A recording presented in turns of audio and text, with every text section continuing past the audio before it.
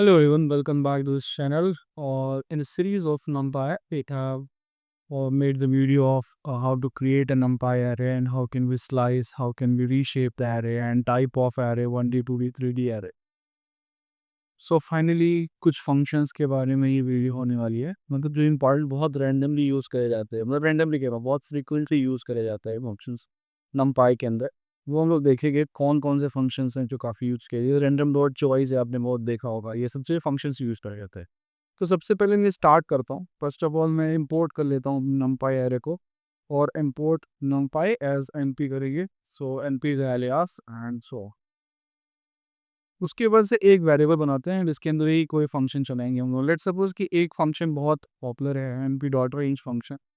तो मैं np dot range function लिखता हूँ एंड यहाँ पर लिखने के बाद आप शिफ्ट टैब दबाते हो, स्टार्ट बोलते हैं, स्टॉप बोलते हैं, स्टेप बोलते हैं। लेट्स सपोज कि मुझे एक से लेकर कि 41 तक की वैल्यू चाहिए या 40 तक की वैल्यू चाहिए एंड उसके बाद से बोलता हूँ प्रिंट करो आप कि आर आई डी प्रिंट करो और ए करो, रन करोगे तो आपको एक से लेकर के 40 49 तक की वैल्यू मिल जाएगी। आप यहाँ पर 41 जो ये हम लोग लूप के थ्रू करते थे, आप नंपाई एरे के थ्रू वैल्यू बड़े आराम से बना सकते हैं। एंड अगर स्टेपिंग करनी है देन आप इसके अंदर थोड़ा सा कॉमा 2 कर दो तो यूटिलिटी गैप पे ये चालू हो जाएगा 1357 सो ऑन इस तरीके। So this is the first function of नंपाई arrange function. और बाय द वे अगर कितने फंक्शन चल सकते हैं वो आप ऐसे देख सकते हो। लेट्स सपोज कि np डॉट टैब दबाओगे ना, यहाँ पे इतने फंक्शन हो सकते हैं, बहुत सारे 100 फंक्शन लगभग।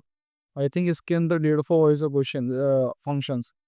बट हम लोग को भी इतने फंक्शंस का भी काम नहीं है। बहुत फ्रिक्वेंटली यूज़ करने वाले फंक्शन है। अदरवाइज अगर आपको किसी फंक्शन के बारे में क्वेरी हो then you can comment on the video. सो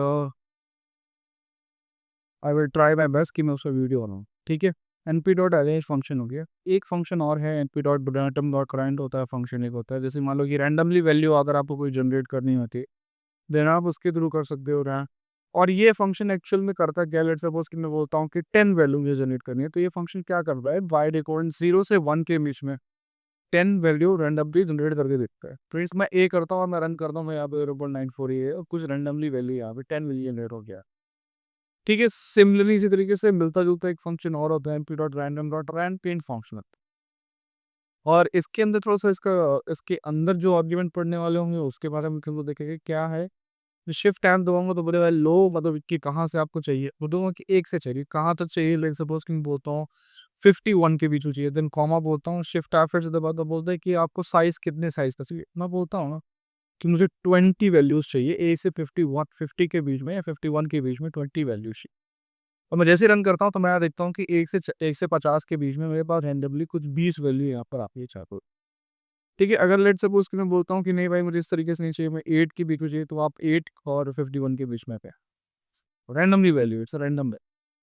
तो रैंडम डॉट रैंड क्या करता है, 0 से 1 के बीच में रैंडमली वैल्यू जनरेट देता है। रैंडम डॉट रैंड क्या करता है, आपको रैंडमली वैल्यू जनरेट देता है और आप जो भी आप उसके अंदर भेज देते हो। ओके, एक फंक्शन और है लेंस स्पेस, ये काफ़ी यूज़ आता है अगर मुझे पार्ट एक कुछ बराबर बराबर पार्टीशन में किसी सेगमेंट को डिवाइड करना हो, मतलब यहाँ पर काम आता है। A is equal to let suppose कि मैं बोलता हूँ यहाँ पर लिन स्पेस np डॉट लिन स्पेस np डॉट lin लिन और स्पेस करता हूँ स्पेस।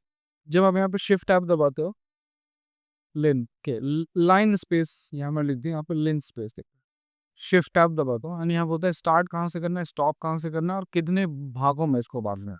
मैं बोलूँगा कि 1 से लेकर मुझे 50 तक ना इसको बराबर बराबर 10 भागों में बांट। मैं जैसे रन करूंगा एंड उसके बाद यहाँ पे प्रिंट ए भी करवाना पड़ेगा। अच्छा, प्रिंट ए करवाओ और आप देखोगे 10 भागों में बांटने को। तो अगर मैं इसको 11 भाग में बांट देता ना तो आप यूँ देखना कैसे प्रिंट हो गया। एक पाई 5.9 ये 1 से 50 के बीच में 10 बराबर बराबर को बड़े किया। तो ये कहानी है। लेट सपोज अगर मैं इसको 0 से कर देता तो मैं बोलता कि ज़्यादा सही था 0 5 10। यहाँ देखो शुरुआत के 10, उसके बाद 20, फिर 30, फिर 40, फिर 50, कुछ ऐसे बात है 5 10 5 15। तो टोटल आपके इसने n-1 टुकड़े कर दिए। कितने हैं, 1 है, 2 है, 3 है, 4 है, 5 है, 6 है, 7 8 है, 9 10 11 11 पार्ट टोटल किए और 50 तक, 0 से लेके 50 तक टोटल 11 पार्ट। तो प्लेन स्पेस क्या करता है, अगर आपकी बहुत बड़ी सी स्केल है आप उसको बराबर बराबर पार्टीशन में डिवाइड करना चाहते हो देन आप with the help of plane space function कर सकते हो, ठीक है। एंड इसी तरीके से एनपी डॉट मैक्स फंक्शन भी होता है। एनपी डॉट मैक्स फंक्शन क्या कहलाता है, लेट सपोज कि ना मेरे पास यही एक एरे है, ठीक है, मैं यहीं से एरे उठा लेता हूँ, कंट्रोल सी करता हूँ एंड उसके बाद सब यार इसी में बोलता हूँ कि इसके अंदर ही मैं अगर L P dot max function चलाता हूँ ना, L P dot max function चलाता हूँ एंड इसके अंदर मैं वेरिएबल डालता हूँ, ये वाला वेरिएबल डालता है एल पी डॉट सेट, तो बोलेगा 50 जो है इसका maximum value, maximum minimum median mode ये सब निकालता है। तो कुछ फंक्शन ने बता भी दिए आपको, मैक्सिमम मिनिमम मैक्स और मिन और मीडियम कुछ इस तरीके से वैल्यू, मीन वैल्यू भी नहीं बता सकती। So this is a basic, क्या कह सकते हैं, जैसे बेसिक फंक्शन जो भी हम लोग बहुत फ्रिक्वेंटली यूज़ करते हैं अपनी फील्ड के अंदर। तो ये है, बाकी अगर किसी और फंक्शन के बारे में अगर आपको पूछना हो then you comment on the video, I will try my best कि वीडियो बनाऊँ।